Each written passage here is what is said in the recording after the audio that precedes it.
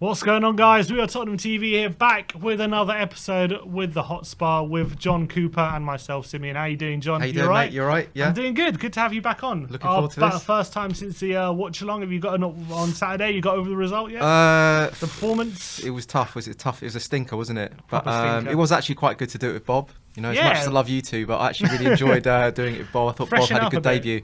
Yeah, I thought it was good. Yeah, and I'm looking forward to it. I think I've got Josh next, haven't I? Got Josh King, got so Brian Daigle coming in. Oh, the Daigle. Exactly. All so the yeah, names. It's going to be good. Yeah. Danny Kiriakou. Yeah, the bun. Exactly. It's the who's who of Tottenham YouTube. I know. I'm suddenly finding out who all these characters are. Yeah, I'm sure you're looking forward to it. Yeah. What was it? Can I ask a question? What was it actually like being in the ground? Was it a sour atmosphere like by the end? I tell you what, for the first half, it wasn't because, well, for me anyway, I didn't feel that way. Only because it had been nearly 18 months since I've been in an away game. So first away game for 18 months, and I think it was for a lot of people as well. It's our first away game for a while, so the atmosphere was really good actually, and we were really singing really loudly. We were out singing the Palace fans, and like everyone was kind of in a good mood. We were, because the Palace fans said like Spurs fans weren't making any noise. No, first half. Second half we did quieten down, I must say. Right. But for first half, I think we were making a lot of noise, and then. Once the rhythm of the game, I would say actually first 25 minutes, it was in good mood, good spirits, and once we kind of figured out like we're not playing quite well here actually. Like, once we're in for a tough afternoon. Once we actually started watching the game, we're like, okay, how are we getting on now? And it's like, oh no, the song's dried up a little bit. Yeah, it was like, okay, we actually need to like get a shot or something. Like, can we do something? Did you actually cheer the Tanganga moment, like the we did, yellow yeah, card? no, when Tanganga, when he was getting was like Tanganga is one of our own. Everyone was singing Tanganga. And then he ended up getting sent off 5 minutes later, and that killed it. Yeah. But look, it was a diabolical performance, and I think especially at the end of the game, everyone pretty much streamed. Everyone left when the second goal went in. Pretty much, everyone just went to leave because we knew the game was over. Yeah. And it was a shocking performance, and it wasn't like, I think in terms of performance and result, because there's a difference. I think the result, Tanganga's red card cost us the result, but the performance was all down to Nuno. Yeah, that's how I see it. Yeah. Because I think I don't know what would happen if he didn't get sent off. Maybe we would have held up for a draw. Maybe if Gil was stripped off to come on, maybe he could have changed the game. I think if Tanganga stays on, I think that's 0-0. Yeah, 0-0. Or we could have gone on to win. Who knows? Like, because if Gil comes on, maybe if Gil comes on. No, he was stripped off. Oh, was he stripped off? I didn't see that. He was stripped off twice. Didn't see that on TV. He was stripped off just before the red card. Yeah. And then the red card comes off, and then he goes. He sat back down. So when was that? Around the 60th, 70th minute? So Tanganga was sent off on 57. 57, right? Yeah. He was going to come on that early. He was stripped off. It was on the touchline. He was on the touchline. Because we were all crying out for that. Yeah. Because for me, the mistakes were the formation, the lineup was wrong. Yeah. And then the in-game management was wrong. Yeah. The lack of substitutions at the right time. Yeah, even at half time he could have done something. He should have. But that's what I'm saying. That's why I feel from a tiny bit, only because our red card screwed over what he was going to do. What, you think he was holding out 0-0 until like the 50, 60th minute? I think so. He's and done then that he was before. Going to start Yeah, you know, I think so. That's why I think he was bringing out the weapons. Yeah, so Gil was stripped off, and he was stripped off again in the 82nd minute, and it was on the touchline, and again, second time decided against it for some reason. But why couldn't you have brought him on though? Still brought him on. Even if you're 2-0 down, bring him on. Because he made a sub for Davis and brought Davis on for the centre-back. Yeah, but after that, you could have still he stripped him off again. But why didn't he come on? I don't know. Yeah, he was stripped off again, and then he decided not to bring him on. It was the perfect opportunity. The game's done. You might as well have a look at him, I think. But yeah, and then obviously the mistakes. And I actually think that if you go back to like the like sliding doors moment, I think it was actually when Dyer went off. As much as we all give him shit, I actually think as though I think he maybe had a bit of a calming influence on the rest of the players around him, you know. I think that's what he's been doing well this season. And I think when he came off, it was like the domino effect of that led to the other mistakes. And then maybe when Tanganga got the hot head, there was no one there to actually calm him down a little bit. You know, you could see the camera focused on him, and you could see he was still really amped up like 5 minutes after the Zaha incident. Yeah. So there was no one there to put an arm around him. Rodon's not going to do that. He's too new. So I think there was a lot of knock-on effects that actually led to the mistakes. And of course, Davies, I mean, what was he doing? Strictly Come Dancing, you know? It was awful. Yeah, terrible. But then here's another thing I want to say is that I know everyone's going to say Rodon had a good game, but if you actually look at the second and the third goal, for me, they're Rodon mistakes. I think the third goal, I haven't seen why. The second goal, if you actually watch him, he's ball watching, and he loses his marker. He actually loses Edouard, and he's the one that should have been close to him. A lot of people would look at that and think that was Emerson's. Emerson should have been the one onto that. But I thought Davis should have been closer to him. I'm trying to think. So the second goal... There's one that deflected off Davis. The second goal, if you watch Rodon, the way that he's tracking back, he loses his marker there. Do you know what I mean? You might be talking about the third one. No, the third one was when the cross came in, wasn't it? The third one is when they're playing it around the centre of the area, and he plays it. I can't remember the second and the third goal now, but the second one is when the cross came in, and it kind of took deflection into the far corner. So the second one, Davies and Rodon are both. They both go goal side, and they not one of them pushes out a little bit. I think they're both at fault for that one. But the other goal, Rodon, if you watch him, he doesn't actually stay to his man. He actually lets him get past him. He wasn't even paying attention. If you actually watch it closely, there were two Rodon mistakes for me. And I actually thought Emerson took a lot of slack, but I actually thought he was one of the few players actually really trying. I think he took a lot of slack because he was given a rough time by... Look, you can't deny he was given a rough time by Zaha, right? I think we can both agree about that. Zaha gave him a tough time throughout that game. He was exposed down that side. That's my point. I actually think he held his own. I'm not saying it was his fault. I'm not saying it was his fault. I'm just saying Zaha gave him a rough time on the left-hand side. Yeah. And I think people, especially when it went down to 10 men, he got exposed and he was left one-on-one versus Zaha a lot. And Zaha, you know, with his dribbling ability, even though a lot of good defenders, he can get the better of you. So, and especially when it's your debut and all that kind of stuff. So, I fell for Emerson. I actually thought for the first hour or so he was pretty solid. I don't think he was getting beat. He got spun once. He got turned once in the first half, and then the ball came across, and actually Reguilon did like a last-minute sliding block, if you remember, from about Gallagher. 3 yards out. Reguilon had a good game as well, I thought. Right, but so I think that he's going to take a lot of flack, and he divides opinion a little bit from that game in the fan base. But for me, he was really trying hard. He was getting forward. He was trying to be positive. He was actually one of the few players really, really trying, I thought. But that it was unfortunate. But I do think that if you actually look at it back at the highlights and you actually focus on the goals, watch Rodon. I think he was at mistake for 2 of those goals, you know. Yeah, by that point, I understand that. But at that point, we're 1-0 down. We're down to 10 men. Yeah. Like, you're supposed to kind of, at that point, you're supposed to kind of throw, I'm not excusing saying bad defending's okay. I'm just saying you're supposed to kind of throw caution to the wind, and you're at that point, kind of things can get a bit disorganised at that point. And they haven't played together, and it's like, you know, what do you expect? There's no chemistry with those two. But yeah, it's this annoying thing. But I thought Tanganga and Ron were actually playing quite well before the sending off and everything. Having a decent game. Anyway, it happened. But I want to ask you about Nuno in this game. Obviously, we've had 3 wins out of 3. We had a HOTSPAR just before the international break, talking about, you know, we're seeing a bit more aggression, a bit all these things, although we've acknowledged a lack of creativity. Like, after that defeat and that performance, how do you feel about that? Do you feel like the Nuno was it exposing Nuno a bit for his tactics? Do you think he was a victim of circumstance? How do you feel in general about how he managed that situation? What, that game? How and then how that game reflects on our start of the season as well. You know, the first game was spectacular. I thought it was excellent the way we were set up. That you know the three midfielders were working hard, and then you had the forwards to relieve the pressure. The whole organism, the whole unit was working really, really well. And now it's looking as though, I hate to say it, but there may be a lot of different elements to this. Okay, I would say that we have been getting away with it a little bit throughout the 3 games. I thought we played brilliant against Man City, but we did kind of get away with it. But I thought that was an excellent performance. But then the other performances haven't quite been there, have they? And it has looked very static, very stale. There's no real passage of play when you're watching us. I think we've actually now got the lowest possession percentage in the league, maybe second worst or something like that. I don't know about that. Yeah. So we can check that, but it was definitely extremely low, wasn't it, on the weekend?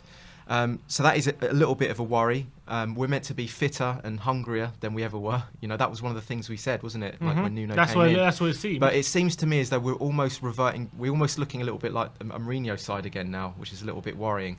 And yeah, I hate to say it, but I do think that bringing Kane straight back in is going to have an effect on the rest of the team, because I think it is going to affect the morale a little bit and the camaraderie. You're blaming it on Kane? No, I'm saying it's one. You're straight away in there, aren't you? You are. You're saying I'm saying it's one. It's one ingredient to it, and I think it does. For me, he doesn't look like he wants to be there. He is obviously going to be a professional, but I don't think his heart and soul is actually in his performances right now. And especially at the weekend, he could see that we were losing control of that game. If this was last season, what he would have done is he would have dropped back almost into centre midfield and tried to get hold of the ball and try and spread some passes, hold up the ball a little bit, and trying to, be that quarterback that we saw last season. For me, he just stayed up front. He was almost just like, I think he almost gave in a little bit to the way that we were playing. And I'm just a little bit concerned that if we are going to play this way, I don't think we're going to create much. And I think for me, what we really, really missed is actually, and I think our biggest weapons, and you might laugh at this, but our biggest weapons are Bergwijn, Moura and Son when they play all together.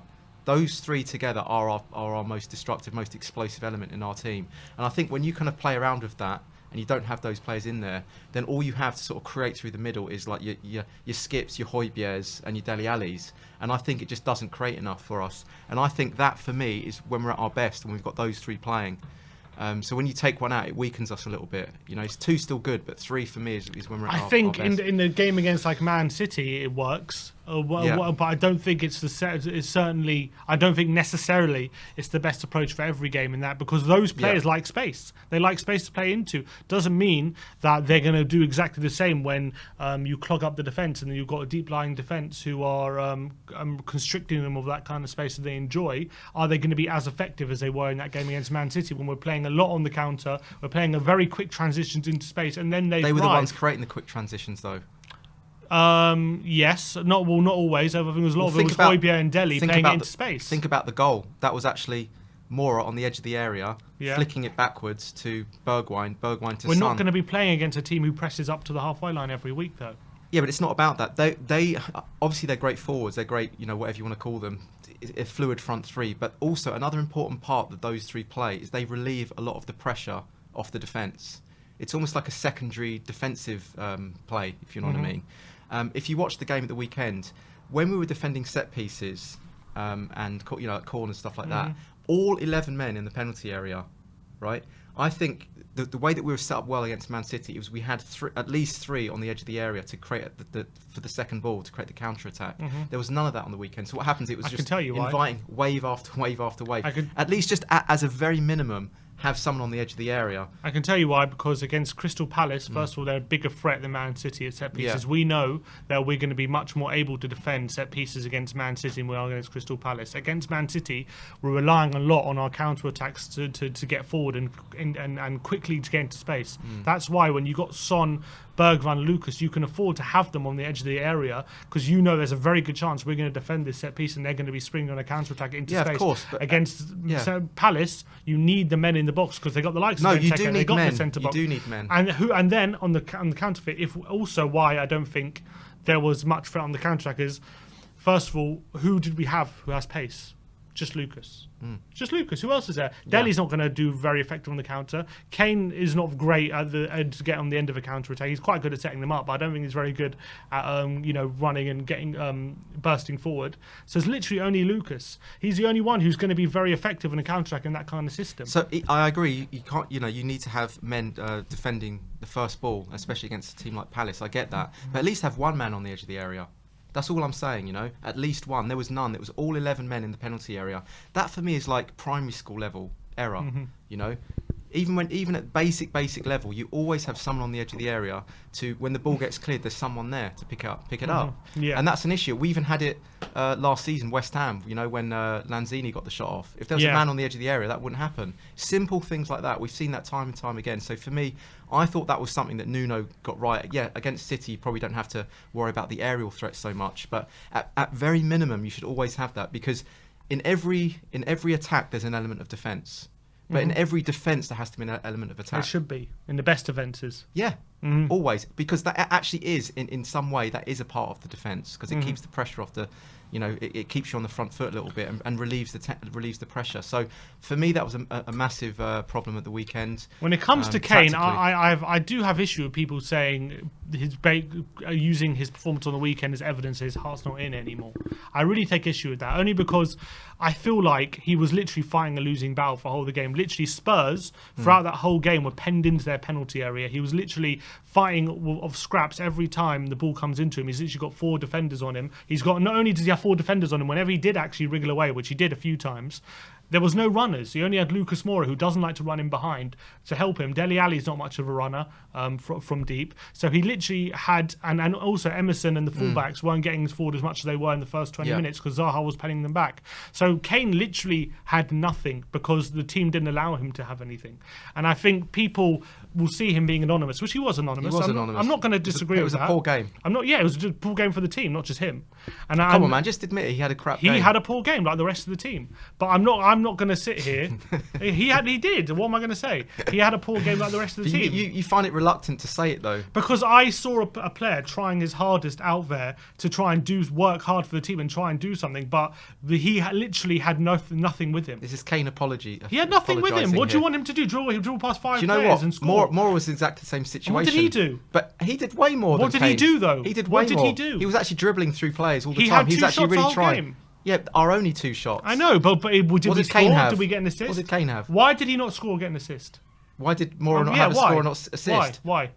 Tell him, ask because him. we only created 2 chances. He created the chances for himself. Right, but as a team, you shouldn't be relying on players creating chances for yourself, right? You should be relying on the team functioning. Of course, yeah. Okay, the whole team wasn't creating chances, but despite that, I would say Moura was still doing much better at actually creating chances. Okay, because what's Lucas's game? Yeah, dribbling. Exactly. Yeah, exactly. Beating his man. Is that Kane's game? No, it's not. Exactly. Yeah. So we have to play to the strengths of your team. So why are you blaming Kane for not being able to do what Lucas do when he's never been able to do that? Because I think if this was this time last season, I think Kane would have seen that the way the game was going, the complexion of the game, and I think he would have dropped deeper, and I think he would have tried to get hold of the game. I think he would have become the quarterback. I think he did. Position. I don't think he did. I think he did. He had nothing. I actually think that he had nothing with him. He had no help. I think he kept himself a little bit far forward, and I think he didn't have that desire to get back and pull the strings. I believe that. I think he did. I think it was very easy for Palace to crowd him out, and literally he was our only threat. They literally man-marked him out the game. Every time he got the ball, he was surrounded. And when he did, as I said, when he did get away from deep, which he did a couple of times, he didn't have any help. He didn't have any help with him. He had nothing. We had 3 attacking players on the pitch. It's the same for Lucas. He didn't have any support. Exactly. Yeah. And did he score? Did he assist? No. Yeah. So what do you expect Kane to do? How can you expect Kane to score and assist in those conditions? Well, if he's world class, then maybe you should. You can't do it on your own. Ronaldo would have looked bad in that system, in my opinion. Like he does. Like I don't like. He could. You're very defensive about this. About Kane. We can't just admit he had a poor game. He was totally invisible. Yeah. And I think if he was a world-class player, he would have dropped back and he would have made stuff happen. Despite that, it's Crystal Palace. I don't get what you're saying, but it is still Crystal Palace. I get what you're saying, but I take issue with people saying, Dele was also invisible. Does that mean? Of course. Yeah. Does that mean his heart's not in it? Yeah, but I don't call him world-class. Okay, fine, but I'm just saying, does that mean his heart's not in it? Does that mean he doesn't want to be there? He was like caught between two stools the whole game, Dele Alli. So you're making he will make excuses for no, it. I'm Kane, not. I'm not saying only Kane had a bad game. I know, but you're going to say with Kane, you're going to use that as evidence to say his heart's not in it and he doesn't. No, want to be it wasn't just on that game either. What else was it based on? The whole the games so far this season. I can see it in his game. Now this might not just come to the result and what the scoreline and how we're doing in the league and stuff like that. But when you're watching Kane, can you not see that it's not the same desire from him? I think people are how do you call it? Confirmation bias when it comes to that. Every time something doesn't come off for him, he doesn't want to be here, he looks a bit off it. And we're only 4 games into the season, right? Like I think let's judge it when it's a bit further. Of course, yeah. But I think people are being like I've seen Kane in his pomp, in his prime, have bad starts to the season. Yeah, he never scored, did he? Exactly. For doesn't mean his heart was never in it. Okay. Doesn't mean it's up for debate, but I just. And maybe I'm wrong. I'm noticing that his desire isn't quite there this season. I feel like it's a very easy conclusion to make, basically, from based on he had a poor game.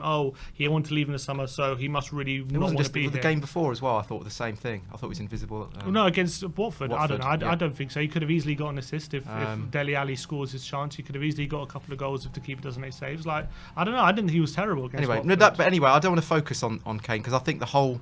As we said, the whole team wasn't right.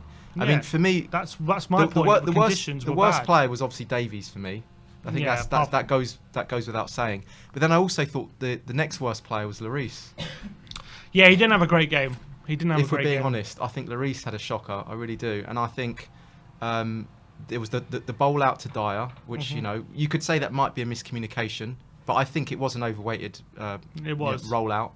I think he also flapped it across and he kind of whiffed it. He went to punch it. No, there was another one as well. There was the one that went over his head that he thought went over the bar and it actually went and Reguilon headed it off the line. That one I'm talking about. The one. Yeah, but there's actually another one where he went to punch and he missed it, which I don't know if you remember that. Yeah, and then of course the goal, which I think a top keeper should be getting a strong hand to that. It actually went into the middle of the goal. It kind of went into the middle and curled in. So for me, that was he had a bit of a shocker. And he did, but that mistake's the third goal, isn't it? So there was a lot of poor performances. And Winks, I thought he was terrible. I really thought he was terrible. Winks was taken off. The thing with Winks is he's not combative enough, and he doesn't drive us forward enough. So but having him in the middle of three in that three was for me terrible. He's always been like that. So this is nothing new for me. I mean, this is going back to our early predictions of him. But I think he was playing the wrong position. Like I don't think you play him there in a midfield three like that. Let's talk about Ndombele. Should he have started? Definitely. What do you think? I mean, in a perfect world, yes. But for me, even if it's a case of he didn't trust Ndombele, right, to start him in this game, which I can understand. Look, he's done what he did in the summer, and maybe he thinks he needs to earn his place back. He could still kept the same three as he did last game: Dele, Højbjerg, and Skip. Why did he put Winks in? There was no reason to put Winks in. Even if we would have had Dele in that midfield three, I think we could have been a lot more creative and a lot more on the front foot when you have a bit of quality in there. Yeah. The thing is, we had zero ball progression, zero quality, zero forward thinking in that midfield three. So it wasn't a question for me, should have Ndombele started, whatever. It's that basically it should have been either Dele or Ndombele in that position. You shouldn't even been thinking of Winks. If you're going to put Winks in, it's only because Skip is injured and you put him there. Yeah. That's the only reason you put Winks in. There was no reason whatsoever to put Winks in that. I don't get it. There was no reason. I didn't understand why he felt the need to change it from last game. Dele was fit, Skip was fit, Højbjerg was fit. We won the first 3 games. So you'd have started Hill then? That's what you're saying. I would have put Hill in the front three. I would have put Hill in the front three. And the thing is, I get it. We've got injuries, all these kind of things, but at the end of the day, all he had to do was make 2 changes from the game that we played last game. Put Rodin in, who I thought had a decent game when he came on, and if he could, I reckon he could have started. And you put Hill in. You put them in for the injured players. And then it's pretty much the same team, but 2 changes. But what he decided to do is put Tanganga in centre-back, Emerson in the centre, Winks in the middle, and then change the formation to fit in Dele Alli in a front 3. Too much change. I know, exactly. Way too much change. People are going to say it's hindsight, but, I was saying this even with Bob, at the beginning of the game, I said, this isn't going to work, If you watch our vlog... You said you were worried about the midfield, You watched our vlog, right? I said, look at this lineup, mate. I'm not sure about it. I don't think this is a good idea. So... it's not just hindsight 2020 vision, no, it's is not. it? We said it before the game. Yeah, exactly. I think you could have started Ndombele. I know there's question marks over his attitude, but I think that they had the meeting, didn't they, recently? And I think he came out and said he's willing to fight for the badge. So I think you could have brought him on at least, you know. And I think you could have brought him on, you know, 50th, 60th minute, something like that, because we weren't progressive enough. We weren't showing any thrust or invention through the middle. He would have been perfect. Start him, or as you say, start the 3 that's been working, and then bring him on. But either way, I would say, got to bring him on at some point. Yeah, you know? Let him prove himself. Got to bring him on at some point. That guy wants to prove himself now, you know. So I thought that would have been good, and I would have started Hill personally. I think he would have been the perfect player to when the game gets a little bit, because the game was very bitty. If you notice the first half, stop-start, throw-ins, fouls all over the place, right? He would have been the one that's just getting into the spaces, getting into the pockets, trying to link it up, trying to connect the dots for us, because that's what was missing. There was no real thread connecting. There was no real cohesion there whatsoever. And I think he could have been the one that did that. So I think not playing him was a mistake, and I don't know why he's not getting minutes. I want to see him be given a chance. We gave Dele Alli a chance when he first came in. He hit the floor running, and he was in the side forever after that. Why not let Hill have a chance? I'm guessing, I'm just getting to Nuno's mind. What I'm trying to assume he tried to do is, I reckon his thinking was, because I remember he did this a lot with Wolves last season, is he was keeping it very, very tight up until the last half an hour. Then he'd bring on Adama Traore and just go for the win last half an hour, or try and get an equaliser. I think he didn't want to start the game with all the bullets on the pitch without anyone to bring on. And if we did start with Hill, Kane and Lucas, we would have no attacking option to bring off the bench if things are not going well. So I think what he did was he wanted to keep it tight. If we get a moment of quality or a moment of luck within the first hour or so, we'll take it. But we're going to keep it tight for the first hour. And then what we're going to do is we're going to bring Hill on against tired legs, let him dribble at the tired defenders, and then we're going to really go for it and push forward in the last half an hour and go for the win. Obviously, the red card screwed up that plan. But that's a dangerous game, as we saw. First was it's a very dangerous game, and there's no excuse as well for having such little of the game against a team like Palace in the first hour. I'm sorry, when the quality we have, even on the pitch, regardless of who we didn't play, who we did have, even if it is Winks, Højbjerg and Skip and Dele and Kane, all of those players, we should have more than enough quality to have much more territorial advantages than we did have. And that was most disappointing. For reference, right, Arsenal, I've said this stat before, Arsenal lost 5-0 to City. Did you watch that game? Again, they were down to 10 men. They had more threat in that game, statistically, than Spurs had against Palace. They lost 5-0 away to City, and they didn't have a shot. And they statistically had more threat than Spurs. They didn't have a shot. They didn't have a shot on target. Well, we had a shot on target. We had one. No, and a header. But statistically, they were more likely to score because of their expected goals. Oh, I see what you mean. Yeah, but actually shots on target, no. But expected goals. We had one shot on target. We had one. They had 0, but they had a couple other shots off target, whatever.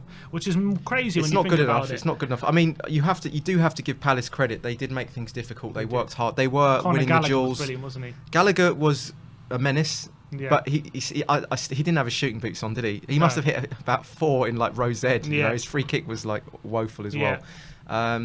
He actually reminds me a little bit of Cantwell from Norwich, playing the same sort of free-spirited kind of role, you know. He looks like Cantwell, doesn't he? That's a little bit like what I think Hill would have done if we played him. He would have been that kind of menace to Palace, if you know what I mean. Getting into the spaces, into the pockets, picking up the ball, 1-2s, quick interchanging. But that's what I think we were lacking. But anyway, I hope that Nuno looks at that, and I think he learns from his mistakes there.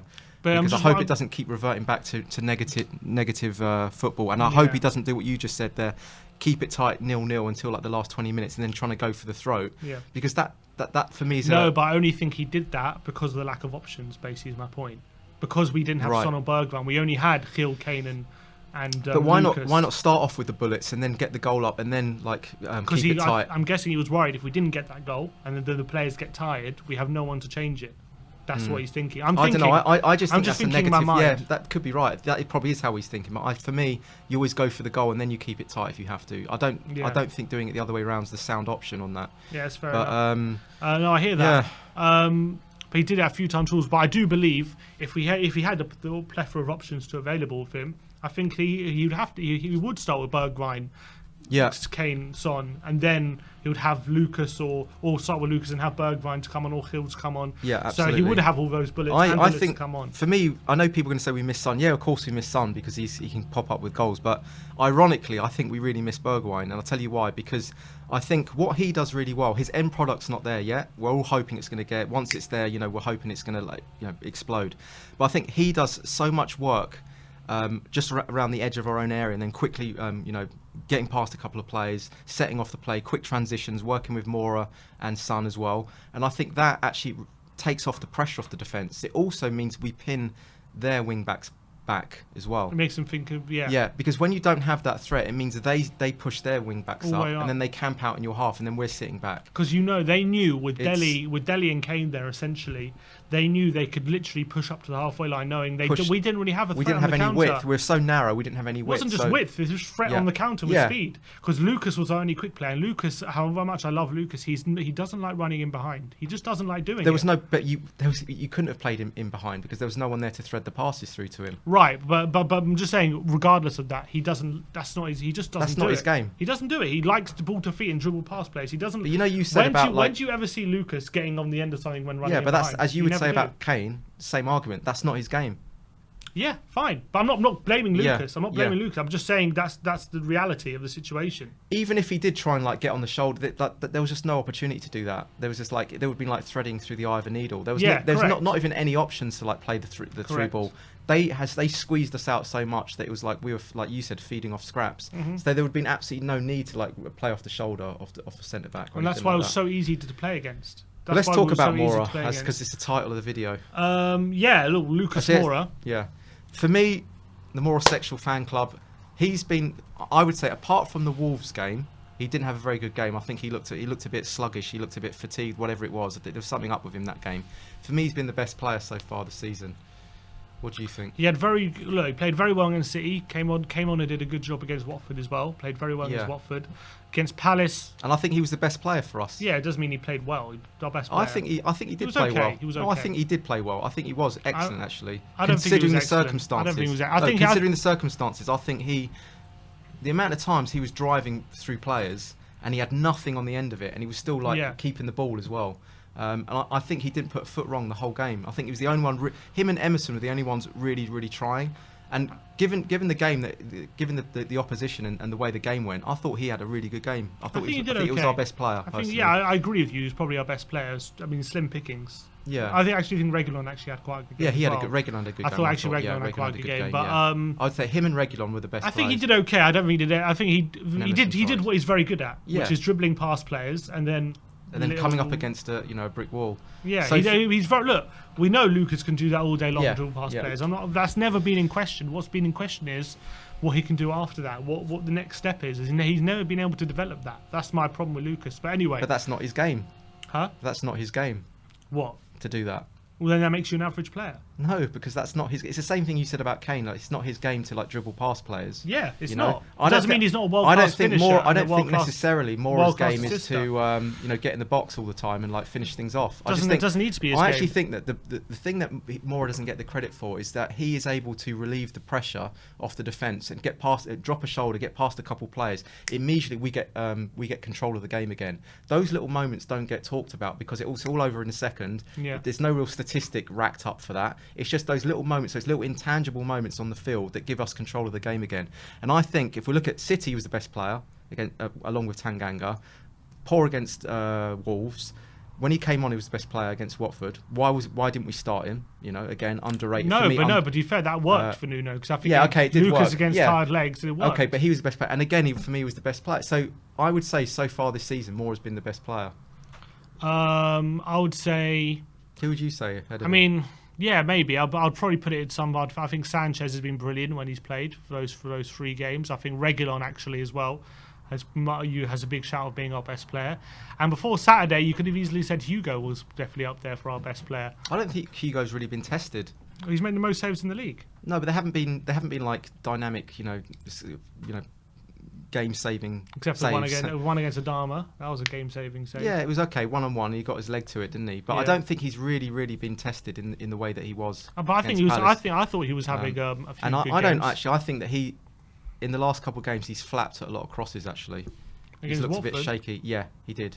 I think he. Yeah, don't you remember in the first like 10-15 minutes he goes for a punch and he kind of misses it, and there's a header that just wide. Yeah. For me, Lloris has been looking. I would say the jury's out at the moment on Lloris. I think he's had a very good start to the season. No, I wouldn't. Let's do it. Well, do a poll. But no, for me, Lloris has been okay. We weren't really properly tested, I don't think, in terms of like shots on target. There might have been a lot of those that came straight at him, but I think especially the Palace game, I thought he had a real stinker. To be honest. Yeah, he didn't have a good game. But in terms of, has Lucas been our best player? Come on, say it, Sim. Come on, you know you want to say it. Come on, do it, baby. Maybe an argument Come on. Say he has. Yeah, there we go. Maybe Bergwijn. Bergwijn, really? Why? Why not? No, I don't. I think he's been all right, but I think he messed up a couple of chances, didn't he? Yeah, and Lucas doesn't mess up chances. What? You are just so stubborn, Sim. He's so stubborn. You just look. Come on. I like Lucas Moura. Yeah, maybe he has been our best player. You don't love him. You don't love him like I do. You don't embrace him. I do embrace Lucas. You're trying to go, but Sanchez. But I'm aware of his failings. You're always thinking about his failings. You always think of Kane's failings. He's been literally the man of the match 3 out of the 4 games, and you still won't give him credit. Not man of the match. I think he was.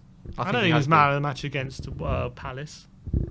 I think he was our best player. Spurs' best player. Yeah, Spurs' best player. Yeah, but you still won't bring him into your heart. He played all right. He played well. He played okay. I don't think it was anything special against Palace. I don't think it was anything special against Palace. I didn't think he was. He was our best player, but he's still our best. That's what we're talking about. Has he been our best player so far? Maybe. There's an argument. Maybe you're like. Maybe I don't know. Slim pick. I'd rather pick a defender, to be honest. Of course you would. I would. You'd rather pick Kane. Has our defense been better than our attack?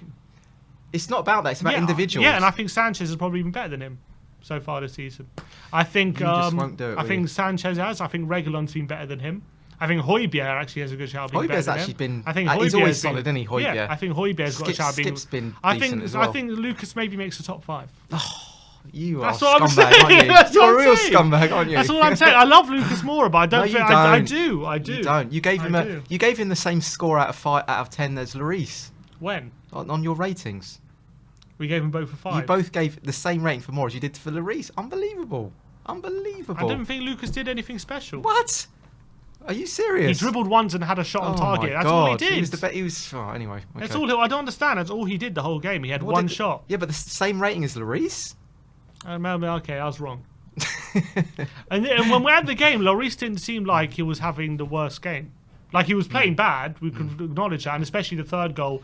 We didn't like the third goal, whatever. Yeah, that was a 3-0 already, 2-0 already. He flapped, he was a bit flappy. He flapped at the one, he flapped at the cross, and the ball out. So he did a few things wrong, but when you're at the game, I didn't see it as like... You love Hugo too much. No, because the first 2 goals, right, because when it comes to keepers, it's a bit like strikers, you concentrate on what goals they score, right? Yeah. It's like with a keeper, I was just looking like the first 2 goals, was he a fault for them? No. So how much am I gonna play him down? You know what I mean? Yeah. So like he couldn't have done anything with the first 2 goals. We're already 2-0 down. And then yes, the third goal, that's his fault. But in the bigger picture, and the distribution, I thought his distribution was terrible. In the bigger picture, you're probably right. He probably deserved a lower rating. You're probably right about that. So I agree. I probably should have given Lloris probably like. It's alright. We can re-edit the video. We can't. It's been and gone now. But Lucas, I just think Lucas. I just think I love him and he does great things, but he just leaves you wanting more all the time. But that's not his game to do that thing that you're looking for. Yeah, but he has the ability to do that. Does he? I mean, doesn't he? Does it matter if he does it or not? I've seen it against Man United, how he finishes that chance. You know what I mean? At Old Trafford a few years ago. I think if you were to... He has the ability to do that. Of course he does, but he's shoved out on the wing. No, he plays very narrow under Nuno. No, but he's not playing in his natural position, is he? His natural position only became his natural position a couple months ago. I think his natural position is actually playing in a number 10. Yeah, but that only you can't say his natural position is a new position he's found when he was 28 years old. And not only that, but if he was in the team and he was given more of that license to sort of be that man, I think he could pop up more with goals. But he isn't. The team isn't built for that to happen, if you know what I mean. He's actually doing a lot of the work through the midfield, trying to create the little transitions, and he does that brilliantly. And I think that, he does it well. That on its own is a great performance, and I think that's why I say he's underrated, because and he didn't play. He didn't start against who was it? Watford. Yeah, I mean. What does the guy have to do? Well, he had a bad game against Wolves, and then you got Bergwijn, Son, and Kane, who you're going to drop. Yeah.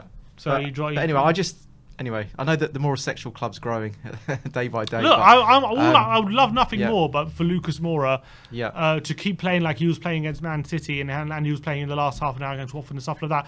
But it's a double-edged sword with him. First of all, he lacks end product. Second of all, he also lacks a bit of consistency. I don't think he's as consistent as sometimes. But look at all the other players that we've got. I mean, they're all lacking consistency. So maybe our squad's not good enough. Yeah, but so why are you cherry picking it? Why are you? I'm not cherry picking Lucas. Why are you targeting him for like being frustrating or inconsistent?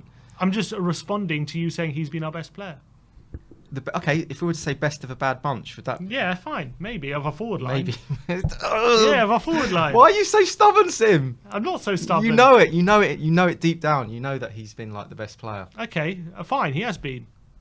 But we got it out, Vinny. We did it. Our best player in the team that's got 3 goals in 4 games. Okay. You know what I mean? Yeah, I know. You know what I mean? We need more. I think that he's almost driving the team at the moment. He's almost the one that's like trying to be the one point of creation at the moment. That's why I think he's so important. I actually think, but like I said earlier, Bergwijn, Moura, and also Son, for me, those 3 when they're playing together, that is our greatest weapon. That's the most explosive part of our team. Against teams like City, it is. I don't think it is in general. Yeah. I think we need Kane in there. I'm sorry. Yeah. I think we need Kane in there. Because I don't think we got 1 goal against City and stuff like that. I don't think we're going to be. You won't see a team scoring loads of goals like that. You'll get 1 or 2 moments, but you won't see a consistently team who's able to finish games off. The problem is we'll never see that again. That's the thing. Unless Kane gets injured or something, we're not going to see like those 3 playing together. That's the annoying thing for me. That's the frustrating thing because I think that's such a. If we're going to go back to the beginning of the season, I know we did see them again. We did see them again against Wolves, and they were rubbish. In the first half, before Kane came on, the first hour, first 70 minutes. So what didn't happen, and what happened when Kane came on? He actually stabilised. I agree. No, he did stabilise it a little bit. Yeah, he did stabilise it a little bit. But I forgot what I was going to say. You said it was going to be a shame we're not going to see them again. Yeah, I think so, because I do like to see that. For me, this is almost like it's unearthing something new, a new dimension to us. And, like, look, I love Kane. I think he's been an incredible servant to us, like, loyal and everything. But I do think, like, the beginning of the season would have been the perfect time to let him go, even if we take a little bit of a reduced fee on him, because then it's almost like we can start the new chapter. I'm desperate to start this new chapter, and I think with Kane, it's almost like holding the old chapter there still in place, if you know what I mean.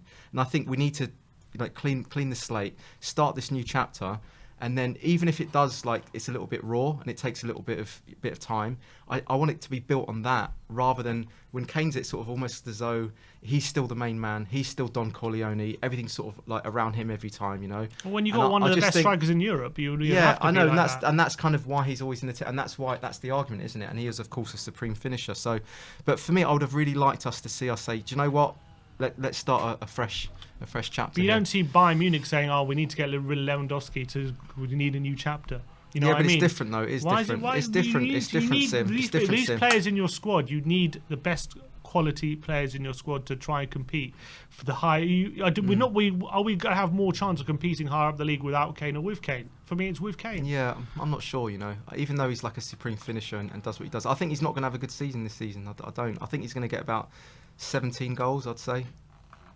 If I had to predict, I think he's going to get about 17 goals.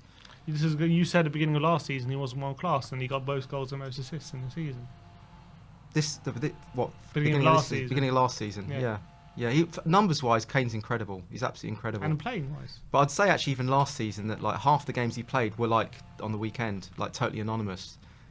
You know, so that's the thing. I mean, that's what you sacrifice. You either have a better team performance that looks more fluid, it's more explosive without him, and then you can maybe bring him on at times, or you start him and then you're not really creating much. It's a little bit more I don't blame it on Kane. But then when he does get on the end of it, obviously he's a fantastic finisher. I don't blame the lack of creativity on Kane. I'm sorry, I just don't blame it. But I think because I much blame it on Winks, Højbjerg and Skip being together. That's how I blame it. That's just how I see it. I know it's a controversial point. I know it's you know, it's you people, think if people we don't like that, you think if we had how I see it. If we replaced Son with Kane on Saturday, do you know what? Even if Son was playing in that game, I still think it would have been the same sort of thing. If I'm being honest with you, you know, I still think it would have been difficult against Palace. It would have been difficult, yeah. But actually, I think that Son, in those moments where the game goes really tight and we're like feeding off scraps, I think Son's more likely to pull a rabbit out of the hat. Correct. Than I agree than a with you, Kane. Because he's got pace, unlike Kane. No, not just pace. I think pace. Son's lost his movement seems a little bit more jaded this season. But I actually think that in those moments where things get tight, he can actually whip out like a 25-yarder or something like that, like we saw against City. So that can kind Kane. of thing. Did you not see his goal for England against Oh Poland? come on, yeah, but like how often does he do that? You see, he does that. He doesn't do that very often. He doesn't. When was the last time he scored a goal like from 30 yards? I remember last season a couple times against West Ham. He scored a 25-yarder. Against Sheffield United, he scored a 25-yarder. No, he didn't. He scored it on the 18-yard box. Who? Kane. Yeah, like it was in the D.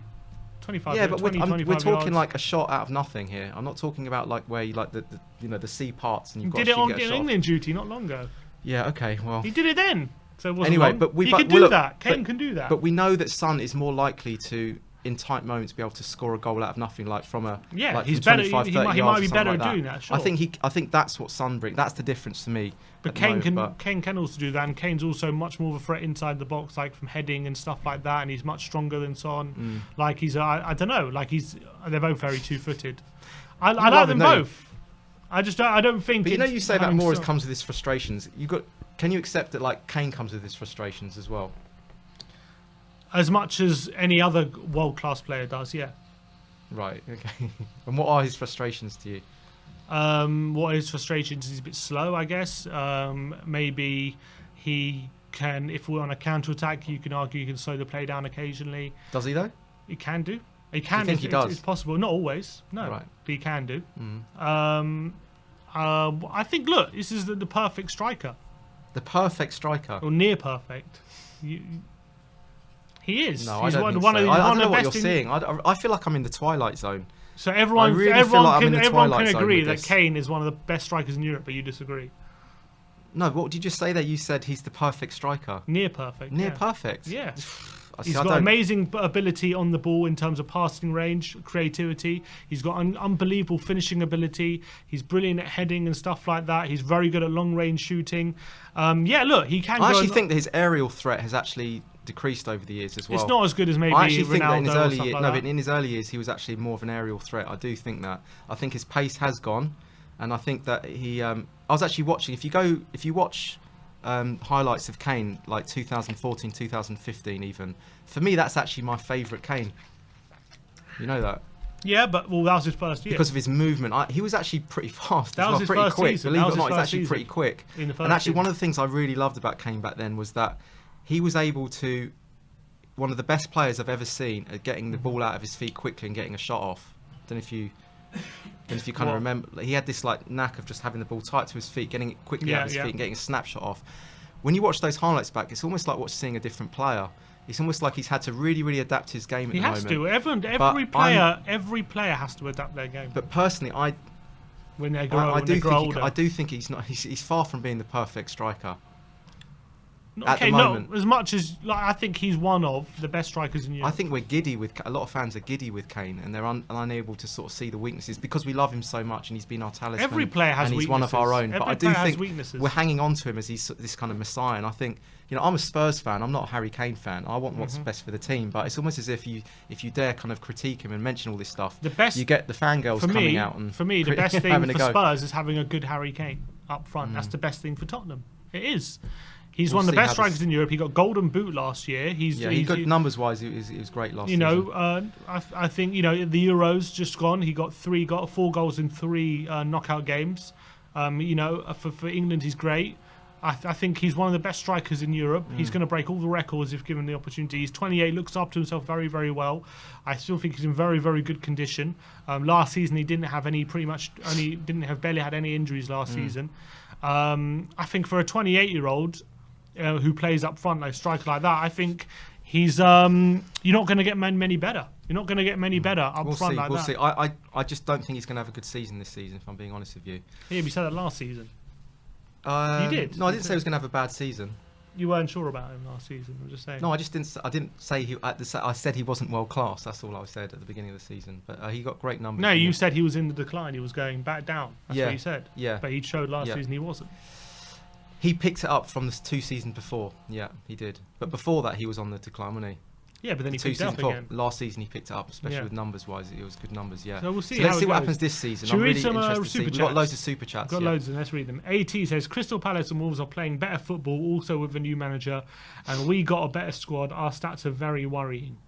Yeah, the stats are worrying. The possession... Yeah, but it's also not just that. It's also chances created when near the bottom of the league. Shots on target probably very low as well. We're near the bottom of the league, yeah. Also, not just that. When it comes to like things like progressive passes from midfield, we're near the bottom. Where when carries, a carry is when a player takes the ball within 5 yards towards the opponent's goal, we're near the bottom of the league. All these kind of stats that show maybe a bit of creativity. We're near the bottom for that, and I know we got 3 clean sheets and 3 wins at the start, which was great. But maybe could you see this result coming? Is it? Yeah, it has been coming a little bit because you could see that after the City game, it went very sit back, very Mourinho-esque, didn't it? And we weren't really creating enough, definitely. And I think that's what's going to happen when you're playing. You know, as much as I like Højbjerg and Skip, they're not renowned for, as you said, the carries or the incisive through balls. Even though I'd say Højbjerg he has brought a little bit more to his game this season, where he's playing a lot more through balls, and actually he was being used on the right side of midfield a lot, if you know, which I actually thought surprisingly it worked. I mean, it doesn't work when he gets through on goal, does it? So much, but despite the little nutmeg he did, when it comes to Højbjerg, that's the thing with Højbjerg. I think he's fine. I think he can actually be quite creative, and he's actually for Denmark in the Euros. Yeah, he can be. He can be, but not like an Ndombele creative. No, the thing is, that's the thing. He's great when you have a more creative player with him, like Ndombele, someone to play off and stuff. Yes. But when you're relying on him for creativity, then you've got a problem. And that's the problem. Because he's not that creative. Yeah. He can supplement your creativity, but he can't be your creativity. And I think against Palace, that's what we're relying on him for, and it didn't work at all. Yeah, absolutely, yeah. So we're hoping even players like Lo Celso coming back in would be that carrier, that water carrier. Exactly, that's what we need, someone like him. You know, it's difficult to judge because we do have a lot of absentees at the moment. So are we just being a little bit knee-jerk here? We are, but we are being knee-jerk in terms of being very critical of Nuno. However, from the first 4 games, it's not as if we haven't seen a glaring issue with creativity, because there has been one. Yeah. And this game just exposed that, really. Yeah. And now we have to actually address it as a serious issue. Because before you can kind of say, oh, yeah, we're not creating, but look, we're solid, defence was solid, we did win 1-0 each game, and maybe we can start being more creative with the solid base. Now, once we didn't look as solid at the back, it's like, okay, now this creativity issue is like there for all to see, kind of thing. Yeah, no, I agree. The results paper over the cracks, don't they? If you're winning these games 1-0, no one's really going to say anything. Yeah. Crocodile says, do you think that there may be an element of trying to unlearn the way playing from last year? It feels like a conflict in the players' minds. Do you think they're still suffering from post-Mourinho syndrome? Unlearning? So, like, what kind of things do you think? Maybe because you could argue for the first 20 minutes against Palace, we were very similar to a lot of games last season where we would be pressing, we'd be hard up the pitch, and then we just kind of sat back after 20 minutes and kind of allowed Palace onto us. Yeah. Is that maybe something that needs unlearning from the Mourinho era? Or is that something maybe I actually saw that before? Do you know what? I even started to notice it under Poch towards the end. We started to sit back like quite deep, you know. And even at the beginning of the season that he got sacked, I noticed even in the Villa game we were doing it, and we just looked as though we were half the aggression and half the fitness of half-assed. Yeah, it was half-baked, half-assed, wasn't it? So I even noticed it back then. I think this is even a hangover from the end of the Poch era, when we didn't get that replenishment in the squad, if I'm being honest with you. And obviously, I think it's losing Dembele, and obviously Eriksen, and you could even say Walker before that. I think that we never really filled that vacuum. We filled it temporarily with Sissoko having that like unbelievable like half a season, do you remember? That plugged the gap. But then as soon as Sissoko went back to being Sissoko again, that left a massive chasm, and then we were filling it with Winks, you know, and it just wasn't working. And Højbjerg for a time was doing it, but he can't do it by himself. Højbjerg was like, I mean, I love Højbjerg. I think he's an all-action hero. He's just an absolute warrior, isn't he? But it's almost as if he's you know, like Gandalf, like sticking the stand in the ground. He's like trying to do it all himself. Yeah. You know, trying to create the stability all by himself. But I do think as though there is an issue with our aggression and the way that we're pressing. Against City, obviously, it was excellent, first class, one of the best performances I've seen. Because we were like doubling up, we were overloading a lot of the times. But now it is looking very Mourinho-esque. And I mean, what would you say is the... Yeah, I just wonder if it was a personnel issue against Palace as opposed to a tactics issue in terms of the aggression part. I know creatively wise and all that kind of stuff, I do think that was tactics wise, but I think in terms of how we weren't able to get close to them, how we weren't able to press them and put them under pressure. Yeah. Was that a personnel issue? I don't know, because why we've refreshed since that Poch era, we have refreshed the squad. We have, like, you know, we got Skip and Højbjerg in there who weren't there under Poch. You got Reguilon there, you got Emerson there, you got Roden there who wasn't there under Poch. The front three, Dele and Kane were there with Poch, but then and Lucas actually, so the front three maybe. So I don't know. It's difficult why we keep doing that thing where we press and we kind of take our foot off the gas and sit back a lot. Is it a lack of energy in the team? I don't know. I'm interested to see how we play at home, you know, next home game, basically. That would give me a bit more of an insight as to if this is a chronic issue or if this is just because we're up against teams. I mean, going away to Wolves is never an easy game. Even Selhurst Park's not an easy game. Yeah. They are going to make things difficult. I mean, it was pretty rowdy, wasn't it? And maybe as well, you know what I mean? They got up for it. I also think it's a big issue. It's not just aggression. It's just where I think it's a big issue with your lack of ability to hold on to the ball.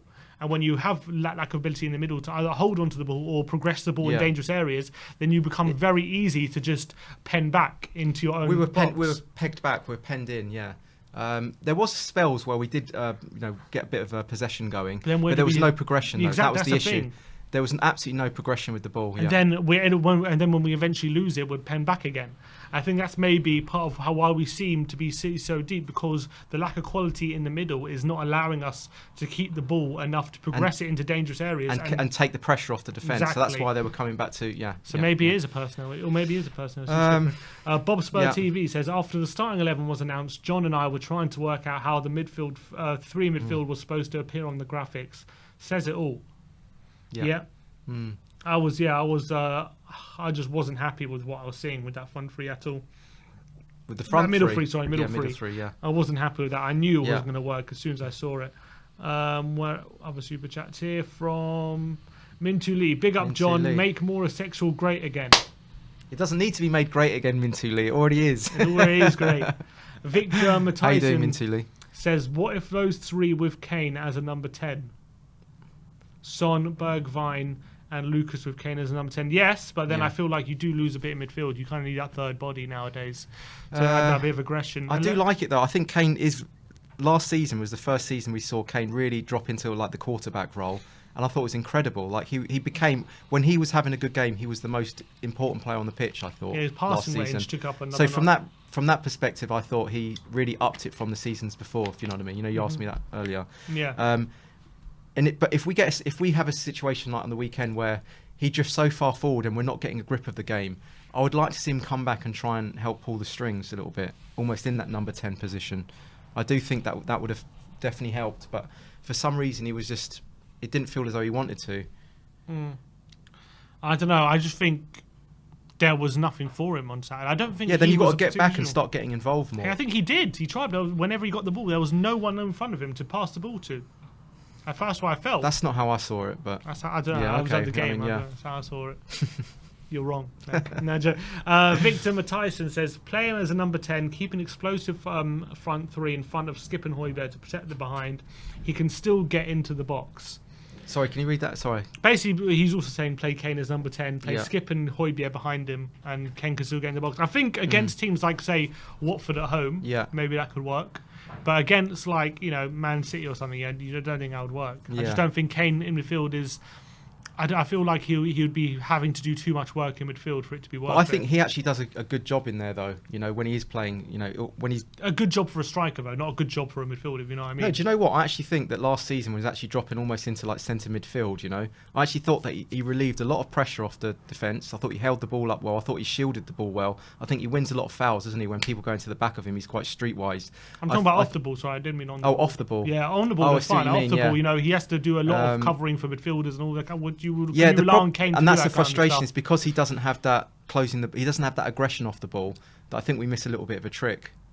Yeah, I wouldn't want to play Kane. I think you can play Kane in that deeper number 10 role against weaker teams at home when we're trying to really put the pressure on, and we need as many attacking players as possible. You can probably do that, but in other games, like when he has to do a lot more work in the central midfield, I don't think it would be a positive I thing. think it could still work, personally. I'm not so sure. Yeah. But anyway, Azad Hamid, welcome to Gold. Thank you for becoming a member. Welcome to the family. Brains McLeod, big up Brains. He says John is ready, ready to knight Lucas for doing the thing that is easy for him, but the defence are playing above their expectation. The defence is playing above their expectation, so we don't have a good enough defence. They're punching above their weight. Is that what Brains is saying? Mate, I think that's what he's saying. Yeah. Are you ready to knight Lucas for doing what's easy for him? You just... I'm asking what Brain... And Brain said it. I don't know. What he does really well. That's the thing. That's the thing. Yeah, I know he does. He does that really well. I don't and even if that's... No, but here's the thing. Even if that's all he did, I'll be happy with that. It's still incredible.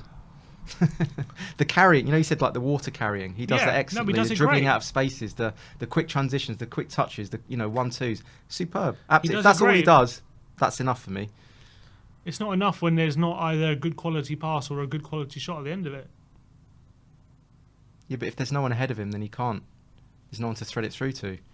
A lot of the time there is people ahead of him. Well, like the Palace game. Yeah, Palace game. I'm not blaming him. I'm not blaming him for anything. I don't. But that often happens with him. He'll be so ahead, of the rest of the team. He'll dribble past a few players. There'll be no one there to kind of keep on up on the same wavelength as him. Brains McLeod says, but you can't say he's the best player of the season just by doing his average.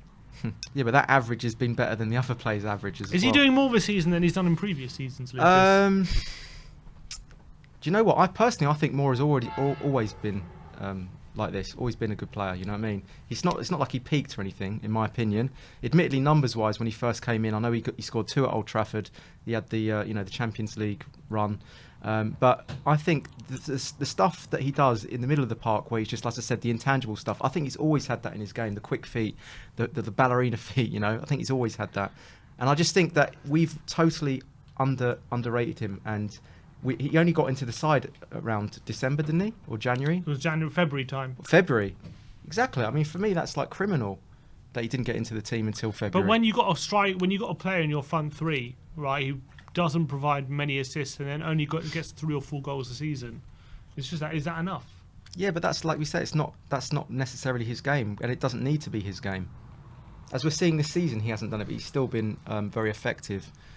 So I don't know why you're going to have a Mouraphobia t-shirt on. A Mouraphobia. I like He's Lucas Mouraphobic. Moura. I appreciate his qualities. I do. I really do appreciate his qualities. I do. I think he's one of the best in the league. You could easily say top 5 in the league at dribbling and his ability to claw the ball back and his ability in transitions. He's brilliant. I mean, for months and months, you were like saying Winks was like a superb player, and like Barcelona was sniffing around him and stuff like that. I never said you that. did. No, I you did. I never said Barcelona was sniffing around Winks. You were talking. I liked Winks, yeah. And Winks isn't frustrating, and all these things. He has become that now, yeah. He always was frustrating. He wasn't always. He was always this frustrating. But you would never dig him out.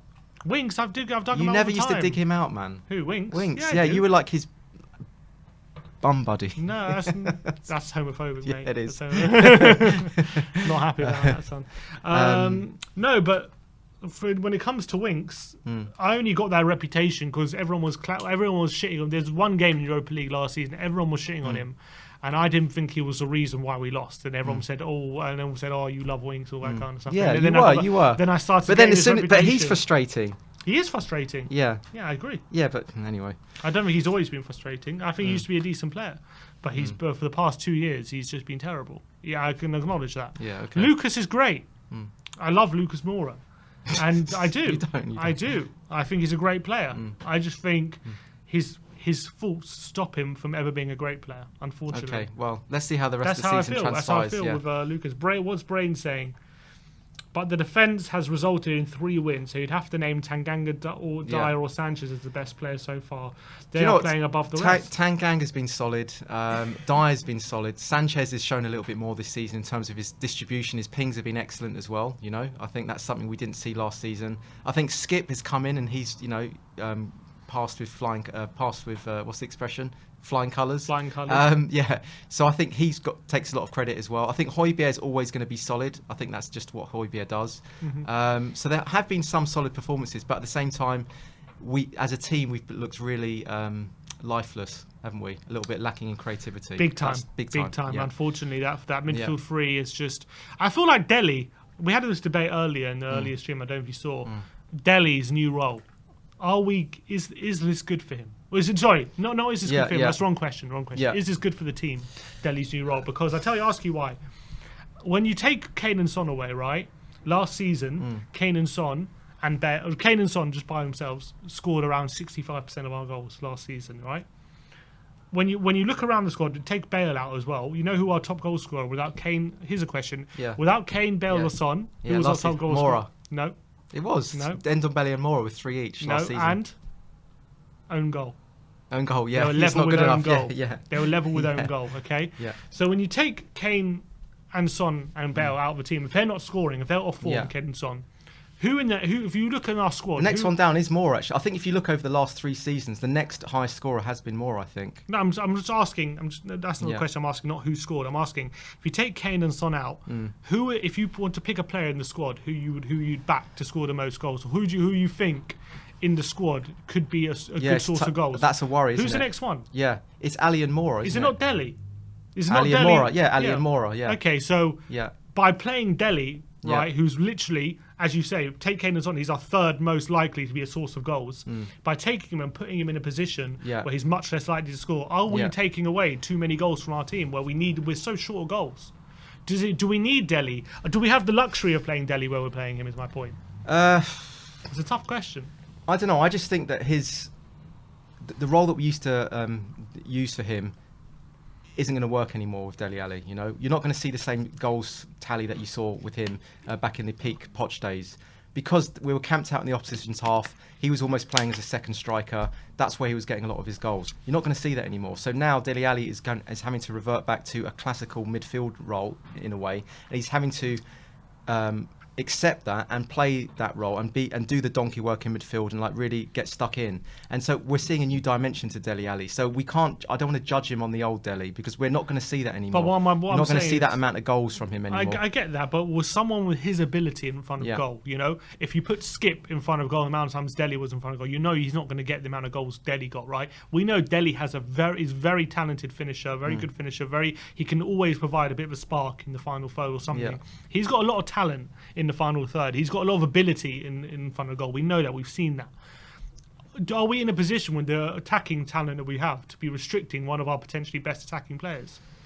I'm not sure, because I don't think I've seen enough from Dele to suggest that he's got his shooting boots back on at the moment. But we know he has that ability naturally. We just know he has, because we've seen it. We've seen that ability in front of goal in the past, right? We have.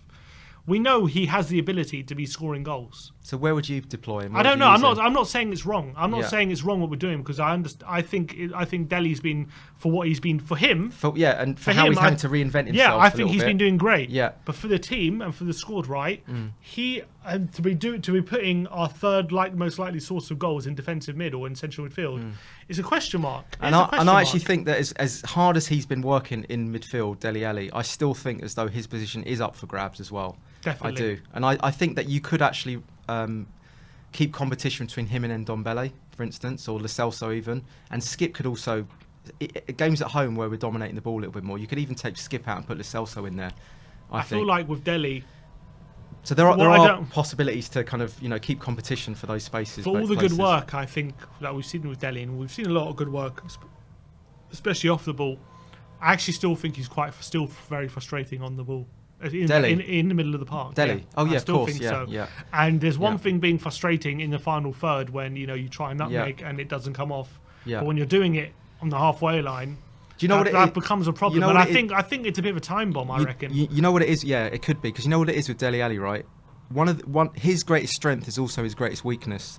Because his greatest strength for us when we were really, you know, at our best was that he was the one that was able to be like the kid on the playground and do the little flicks and tricks to get past a very stubborn opposition, a very stubborn defence, right? Now we've kind of gone back to a bit more of a sit-back team, and he's dropping back deep into a midfielder role. He's still doing those little tricks and nutmegs and flicks and stuff like that in the middle of the park. And if it works, great. If it doesn't, he immediately gets... shit for it, yeah. And that's why a lot of these games, some people have said having a great game, other people have said terrible in the same game. It's because of those moments where he's trying a little flick or two where maybe it's better not to do that in such a critical area on the That's pitch, the problem, you know what I mean, when he's doing it in that area exactly. now. That's and a I big think issue. when he pulls it off, it's like all great, all gravy. But then if he tries that and it's not working, then he just looks as though he's just constantly giving away the ball and giving control to the opposition. But what would you say to Dele? Would you say carry on that is his game, though. I know, that's his game. And that's why I think his position is up for grabs, because as much as I like this, he's throwing himself into blocks and tackles, and he's showing a lot more dedication than last season. And I really like this new attitude from Dele Alli. I still think as though that, for me, it's... I think did he say a time bomb? I think it could be where people start to get frustrated with him. I think I think we are waiting for that moment where he doesn't not make on the halfway line, gives it away, and it ends up in a goal. I think it's going to happen at any point now, any moment now. It's going to happen, and then he's going to get a lot of shit. And the difference between him and Ndombele is, as much as whatever you say about him, like, it's so hard to get the ball off him in the middle of the park, and he can wriggle out away from people, and he can get quick passes off into space, through balls. Dele, he just dallies on the ball. So Dele dallies, as my brother say. He dallies so much on the ball, even in the centre of the park, when you need to be quick. You need to be quick thinking. You need to get the ball out of your feet. And he always, I feel like even now, he's still very, very frustrated. And he's not only is he frustrating, he's very easy to dispossess. He's way too easy to dispossess in the centre mid. You can't be that final third philosophy in when you're playing centre midfield where it doesn't really matter if you lose the ball that much, because you'll just get back in position. Because when you're doing it in centre mid, you're literally immediately putting your team under pressure, and that's a big problem. And that's something he needs to, if he's going to be a long-term solution in that centre midfield problem, he needs to. Weirdly enough, improve his quality on the ball if he's going to do that role. And the problem is he's not fast, is he, Dele Alli? He's not fast. I also don't think he's got a particularly good passing range. I don't. I think his short passes are okay. I don't think he can spray a pass, his tricks and flicks was just kind of like in a short radius. Yeah, I don't think he's got a big vision of the big pitch. I don't see it like so. You need that to be a centre mid. You need that for a centre midfielder. Yeah. So I don't know. I've got question marks. We'll see how that goes. I've got question marks over Dele, but I agree with you. I totally appreciate the effort and desire he's putting in right now. I really do. Yeah, I do. And I'm not criticising him or for him being in this position. I'm just wondering, is it the best thing for Tottenham, him being there? I don't know. Let's just keep the competition for places then. I'd quite like to see Ndombele come in for a game, see what that changes to the team dynamic, team complexion, and then maybe he comes in again, and then maybe there's good competition, maybe ups his game, maybe maybe Lo Celso comes in. So there is options going forward, isn't there?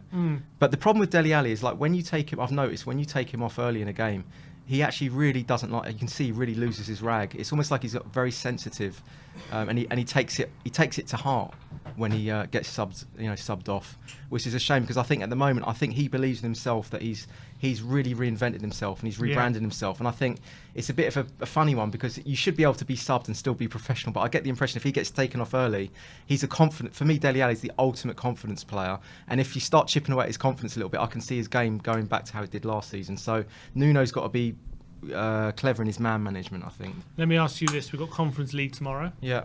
Right. Yeah. With Chelsea on Sunday. How would you like to see Nuno approach his Conference League? Does he play the likes of Kane tomorrow, with him being our only striker, of Son? Who have we got to our disposal tomorrow? Oh, sorry. Who do we have? Who's we have everyone except for Lo Celso. Dyer? What's happened to Dyer? Is that a dead leg? I heard it was. Is it true he got a dead leg? It's true, but he's not going to be available tomorrow. Okay. So no Dyer, no Romero, Sanchez, or Lo Celso, no Bergwijn. Although actually Bergwijn's flown, so maybe Bergwijn's available, and looks like no Son.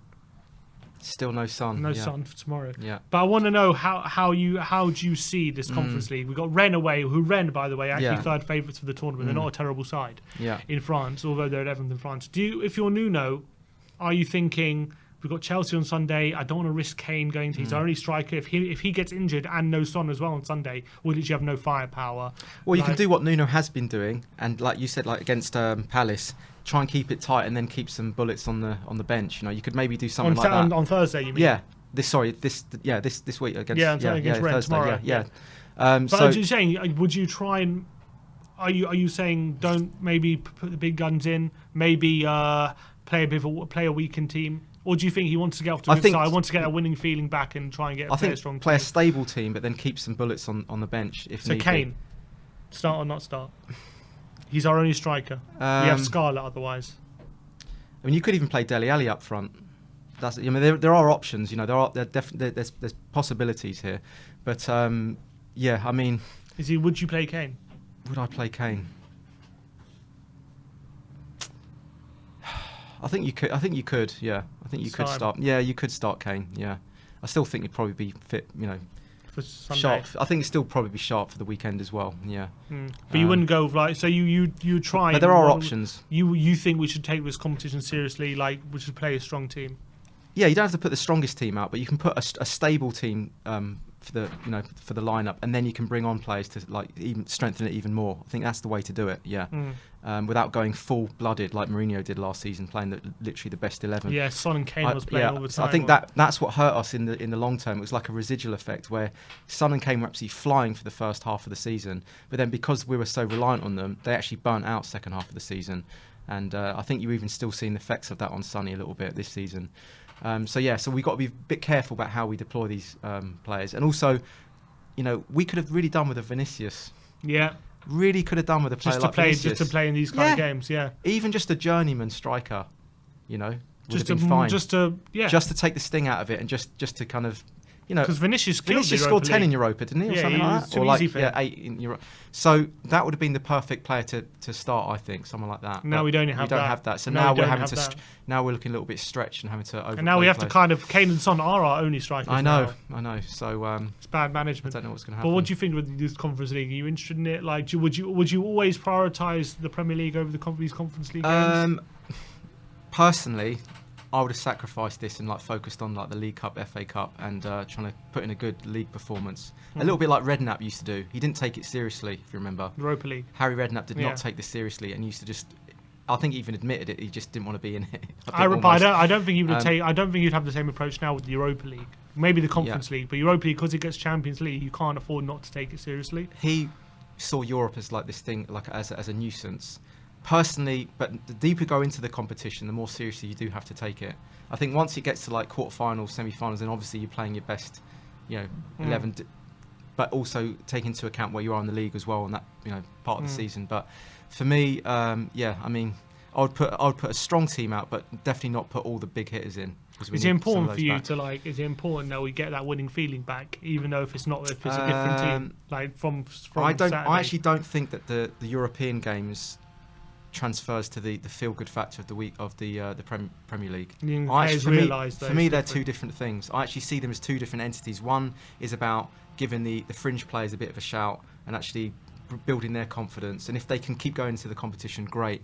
But then I see the Premier League as your bread and butter, as the the mainstay. So I actually don't. If Nuno said we've lost the feel-good factor when we lost 1-0 to Passos. For me, I didn't see it that way. I wouldn't have let that carry on affect what was happening in the Premier League. So, but yeah, for me they're two different things. Yeah, what's your opinion on that? Yeah, I agree with you, and I think players now. I think maybe 10 years ago when Europa League was seen as UEFA Cup was maybe a bit more like prestigious and whatnot, and I think especially when Spurs were new to Europe, and back when we played Sevilla in the quarterfinals, that time. Like Europe was so new to us and everything. I do think it translated back then. Yeah. Like you could get a good feeling back. But I think now in this Conference League, I think players are aware enough that it's such a third-rate competition. Yeah. And like you're playing against teams who really, and you've been in Europe for 10 years now, so there's nothing new to us. I kind of agree. I think. And it's an opportunity to play players like Hill and give them a little bit of a platform. I don't think it does translate. I think you're right. I think you're right. And it shouldn't be anyway. Like the mentality should be, if you're losing, then it's not affecting us. It's like a separate thing. I do think that. And of course, if you win, then maybe you can say what a great opportunity that was for some of the fringe players. That's true. Try and extract the positives from it. Kieran Ingram says Winks useless, Ali too slow. Need play Ndombele more. More our best creative player. 5th/6th league finish and a trophy would be a successful season. Incredible. It would be a good season, I think. Yeah. It would be. You still feel like we both predicted 6th? Are you still feeling as though that's? Did I say 6th? Yeah, we both did. Well, I do think we have a better team than Leicester. I really do. But I think Leicester is just more settled at the moment. That's what could take them above us. Yeah. So I think 6th is pretty much par. Yeah. Yeah, that's how I see it. I am a little bit concerned about the creativity going forward and the goals, but the thing is, you just don't know how things are going to pan out. The thing that annoys me about that as well is just I think we have creative players. Yeah. Lo Celso and Ndombele are creative players. They're not as creative as someone like Eriksen, but they could fill some sort of creativity gap that we have. There are players in the team that could help us. It's just about finding a system that doesn't leave us too exposed, but also can unlock their creativity. And it's about how Nuno does that. And I think Nuno, as much as I think he's done some good stuff since he's come in so far, I think he does need to address how poor we've looked on the ball for the first 4 games, and he has to address that quickly, because I think people are still looking at last season and thinking how bad that was, and not wanting to see that. And if Nuno can't change that, we're going to have to find someone who can. I know, and the problem is this is kind of Nuno's game as well. If you speak to a lot of Wolves fans, they also say that they're expecting something to like burst into life with the performances, and it never really came. That's from Wolves fans as well. Well, so, I would say the first 2 seasons in the Premier League they were good. I don't think they were so defensive, but last season they were definitely very defensive, and I just hope Nuno can somehow work out with us that we're nowhere near creative enough on the ball. Not just creative, just looking threatening. Aggressive enough as well, yeah. And the aggression, we thought he would sort that out, and now we've reverted to being bullied again, which after 1 game. But let's see what happens in the next home game, because going to Molineux's difficult, going to Selhurst Park's difficult.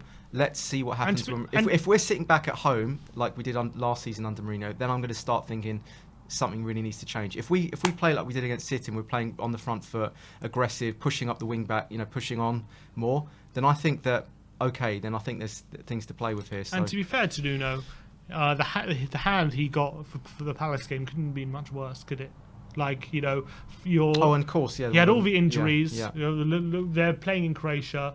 Dye goes off after 10 minutes. Yeah. Tanganga then gets sent off when he's about to make a substitution. Like, the circumstances did kind of go against him. But why we looked so poor in the first hour was nothing to do with the circumstances. Exactly. Yeah, and that's the argument. People can point to the errors, but I would say that structurally it was, it was too negative. And I think even despite all those errors, let's say, I think the best would have done is 0-0 that game.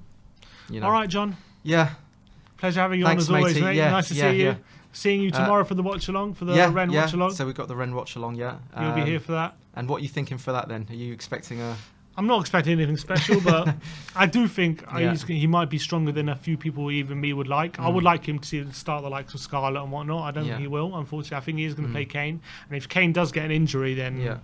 I think we are screwed for Sunday, but we'll see. I'm looking forward to having you back in. I'm looking forward to seeing maybe Gil and Ndombele in the team. I think we all want to see Gil and Ndombele, don't we? That's what I'm excited about. As long as he plays Gil and Ndombele, I'll be a happy man. Even if we don't win, I just want to see what happens, just to see if we can see something in that we can then take into the Premier League, games. All right, John. Pleasure having you as always. See you tomorrow. Matey. See you tomorrow. Thank you everyone for tuning in, giving your comments, your super chats, your likes. I appreciate all of you. Yeah. Thank you very much for tuning in. That was a HOTSPAR for another week. See you next week. Like, subscribe, and comment. And as always, come on, you Spurs.